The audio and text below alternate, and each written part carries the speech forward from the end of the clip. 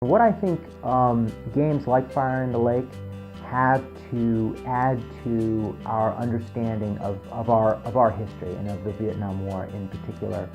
VBA, of course, exists for veterans to help other veterans and their families.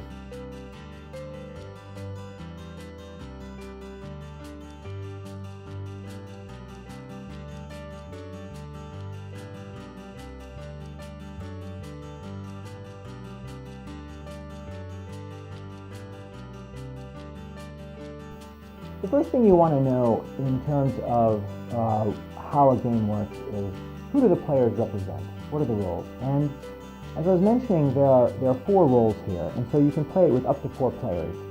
And there are 2 players on the communist side and 2 players on the counterinsurgent side. So on the communist side, we have the red pieces that you see here. That's we call it the North Vietnamese Army, or NVA for shorthand, but it's really the forces coming from the north, sent south through Laos and Cambodia principally.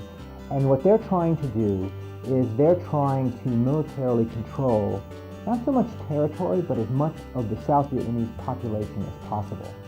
So their victory comes from establishing logistical bases in the south, and that's represented by these red disc pieces. That's an NVA base.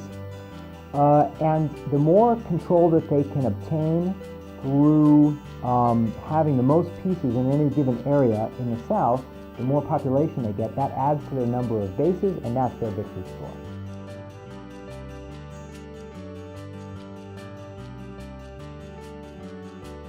We also, I think, want to make sure that as much of society as possible, as much of our community understands the importance of what they did. And a lot of that, to me, does come down to understanding that history. What happened in Vietnam? What were its effects? Not just what was the effects on the people there, but what were its effects on the country and the world?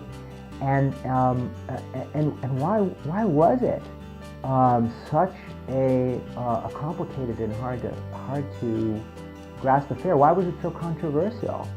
What was it about?